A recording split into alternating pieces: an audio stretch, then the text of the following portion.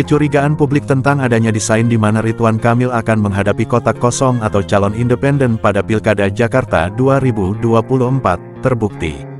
Pasalnya, pada Senin tanggal 19 Agustus tahun 2024 Ridwan Kamil dideklarasikan oleh 12 parpol sebagai calon gubernur yang mereka usung di Pilkada Jakarta 2024, di mana dari 12 parpol itu 10 diantaranya berstatus sebagai pengusung karena memiliki kursi di DPRD DKI Jakarta, dan 2 partai berstatus pendukung karena merupakan parpol non-parlemen di Jakarta. Ke-10 parpol itu adalah PKS yang punya 18 kursi. Gerindra, 14 kursi, Nasdem, 11 kursi, Golkar, 10 kursi, PAN, 10 kursi, PKB, 10 kursi, PSI, 8 kursi, Demokrat, 8 kursi, Perindo, 1 kursi, dan P3 1 kursi. Satu parpol lagi, yakni PDIP yang punya 15 kursi dipastikan tak dapat mengikuti Pilkada Jakarta karena selain syarat mengusung calon di Pilkada ini adalah memiliki minimal 22 kursi. Juga tak ada lagi parpol pemilik kursi di DPRD DKI yang dapat berkoalisi dengannya karena semua telah mengusung Ridwan Kamil dan pasangan cawagupnya, Suswono dari PKS. 2 partai non-parlemen pendukung Ridwan Kamil dan Suswono adalah Partai Gelora dan Partai Garuda. Kedua belas parpol pengusung Ridwan Kamil dan Suswono adalah Koalisi Indonesia Maju Plus atau KIM Plus. Koalisi yang semula hanya bernama KIM saja ini merupakan koalisi pengusung Prabowo Gibran di Pilpres 2024, dan ditambah plus di belakangnya setelah PKS, Nasdem dan PKB yang semula akan mengusung Anies Baswedan di Pilkada Jakarta 2024, bergabung ke KIM. Ridwan dan Suswono kemungkinan akan menghadapi kotak kosong karena calon independen yang telah dinyatakan lolos verifikasi faktual oleh KPU DKI Jakarta, sedang terjerat kasus dugaan pencatutan NIK dan telah dilaporkan ke polisi. Namun, terlepas apakah kotak kosong atau calon independen yang akan dihadapi, apakah Ridwan Kamil dapat memenangkan Pilkada Jakarta?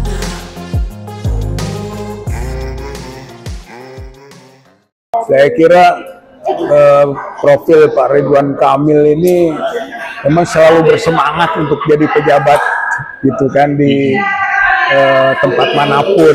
Saya lihat ketika diramaikan menteri mau jadi kepala otorita gitu kan di IKN, semua itu selalu ada respon positif seolah-olah oke dan siap kan gitu. Begitu juga ketika sekarang masuk ke pencalonan di DKI, ya pasti dia siap karena dia itu mah saya boleh tanda kutip ya haus kekuasaan. Itu saya kira ini pandangan saya terhadap yang bersangkutan. Sebetulnya juga di Jawa Barat nggak sukses juga, gitu ya. Mungkin kalau di Bandung bolehlah ada berbagai legasinya, karena memang dia itu seorang arsitek. Karakter arsitek itu biasanya berangkat dari prestasi sendiri, gitu. Tipenya senang apa yang telah dihasilkan oleh sendirinya. Dan ketika di kota Bandung itu bisa mengekspresikan gitu kan dengan monumen-monumen atau ornamen-ornamen gitu ya, walaupun ternyata ketika mental masyarakat tidak dibangun ya kan rusak lagi gitu. Jadi kreativitas itu, inovasi itu hanya bersifat sementara aja gitu kan, bersifat sementara. Nah, ketika masuk ke Jawa Barat lebih repot. Dia tidak bisa mengekspresikan gitu kan ide-ide, gagasan-gagasan, inovasi sebagai seorang arsitek tadi itu lain, ruangannya terlalu luas, maka boleh dikualifikasikan. Sebenarnya kita melihat di Jawa Barat tuh gagal. Sampai gagalnya apa, Pak? Sampai ada yang memberi rapot merah, ormas Islam memberi rapot merah ketika selesai masa jabatan Ridwan Kamil. Indikasinya yang terakhir itu ketika membangun patung Soekarno, gitu kan, yang ingin dibuat, tapi ternyata gagal karena rakyat umat menolak dan berdemonstrasi gitu kan. Jadi apa yang diinginkan tidak berhasil, gitu kan, karena kok katanya demi penghormatan proklamator. Tapi proklamator kok cuma satu, Soekarno saja. Harusnya dengan Hatta. Saya kira itu termasuk pembiasan sejarah. Itu kan dia masuk di ruang yang mengotak-atik sejarah tidak sesuai dengan sebenarnya. Itu kan satu. Yang kedua juga ketika mengayomi ormas-ormas keagamaan khususnya itu tergambar ketidakadilan gitu kan, banyak yang bernuansa like and dislike gitu kan, sehingga banyak juga ormas yang merasa diperlakukan tidak fair gitu ya. Kemudian juga orientasinya tidak berwajib kerakyatan. Gitu kan, ya seperti tadi, maka bisa saja masuk ke ruang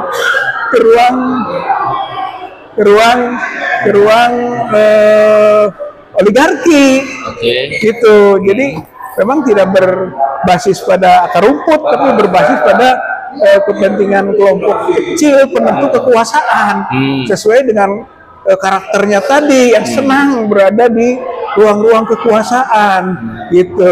Dalam tanda kutip tadi haus lah, saya bisa mengatakan tanda kutip ya, haus itu kekuasaan itu, sehingga ketika dirangkul oleh oligarki dia senang saja. Nah itulah dasar kenapa ketika Kim gitu kan mengajukan untuk di Jakarta, ya dia terima walaupun nanti dalam proses kompetisinya tidak sehat.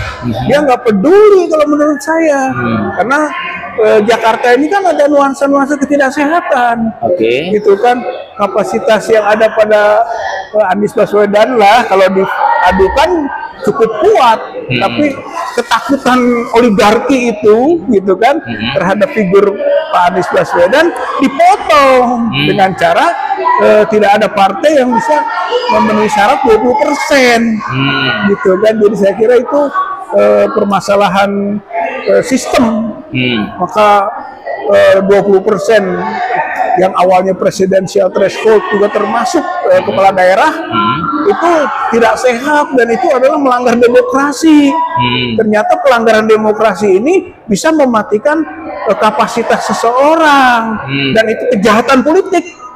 Makanya saya bilang kalaupun sampai dipotong begitu saja tanpa kompetisi, gitu kan, yang apalagi yang fair, yang nggak fair juga tidak bisa, itu yang fair apalagi yang tidak fair tidak bisa, itu kejahatan politik.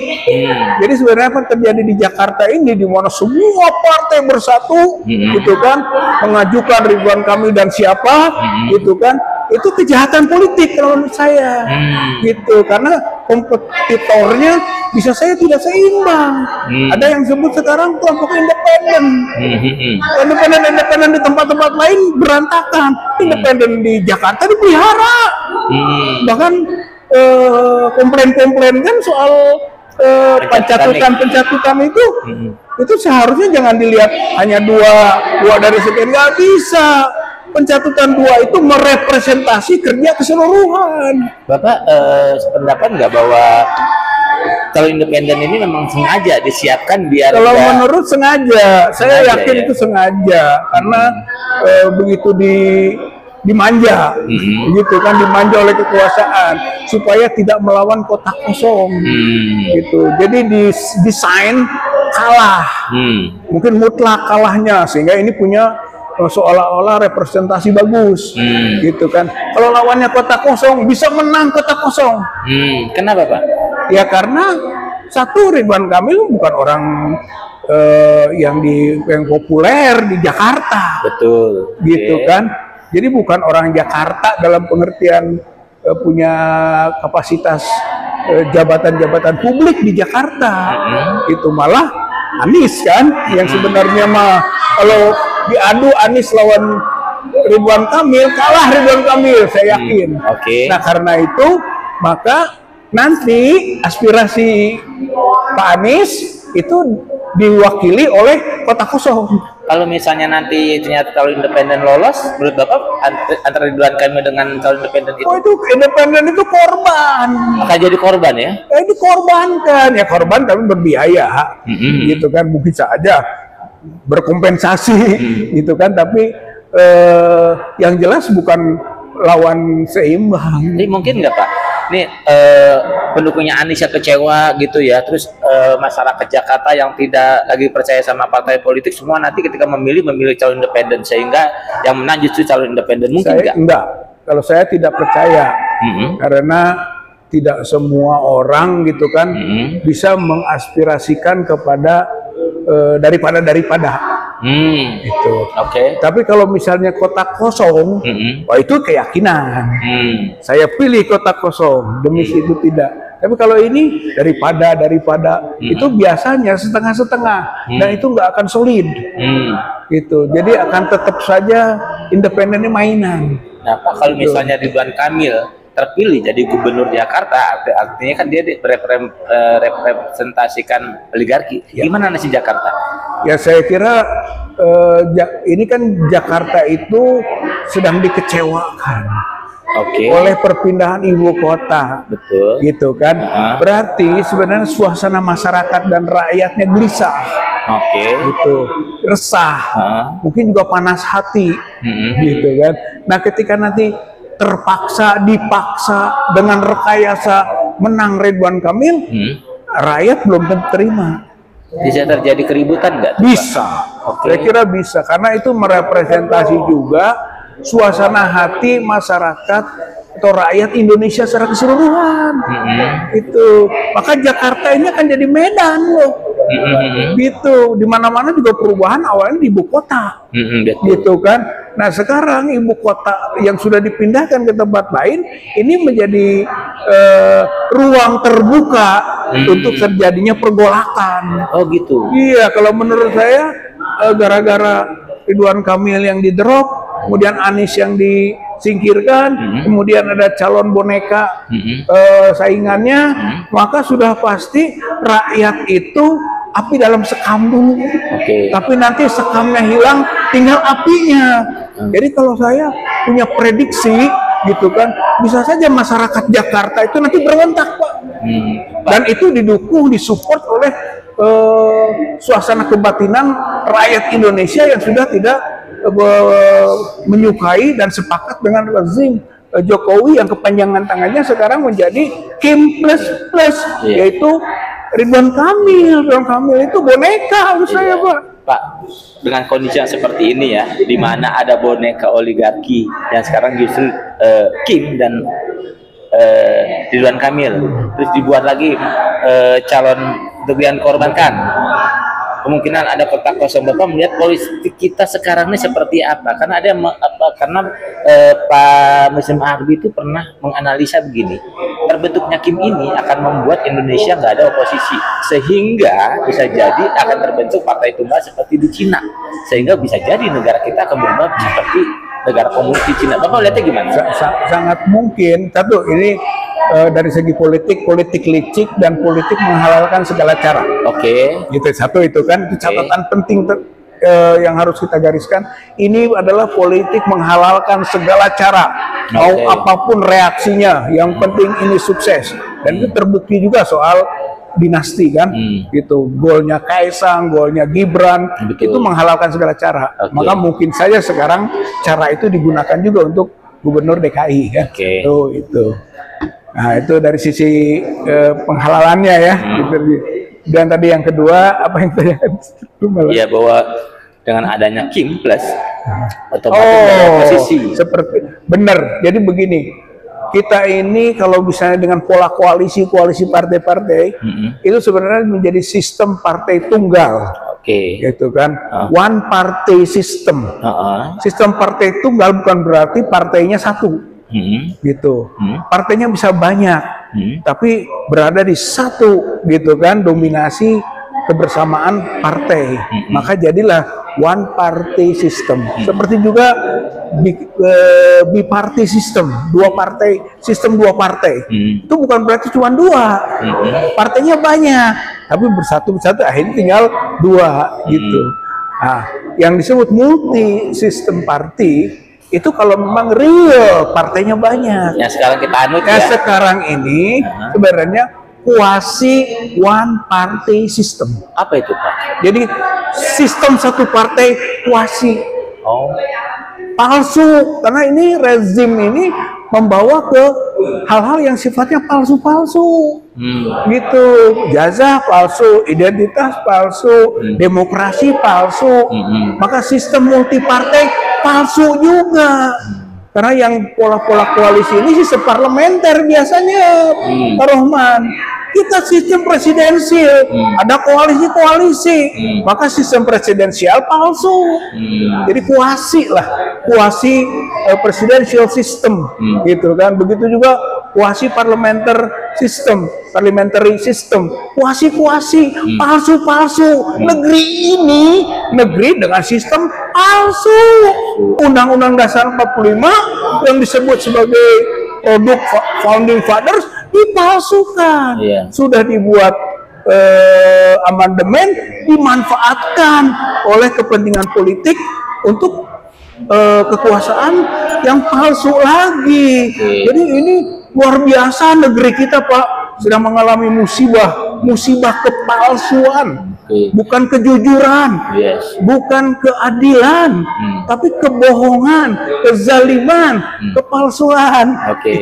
Nah, Bang Rija, dengan kondisi yang seperti ini, apa harapan Bang Rija terhadap warga Jakarta yang nanti akan menggunakan hak pilihnya saat pilkada? Saya kira warga Jakarta dipandang memiliki kesadaran politik yang lebih tinggi ya dibanding mungkin masyarakat pedesaan yang ada di berbagai daerah-daerah yang lainnya.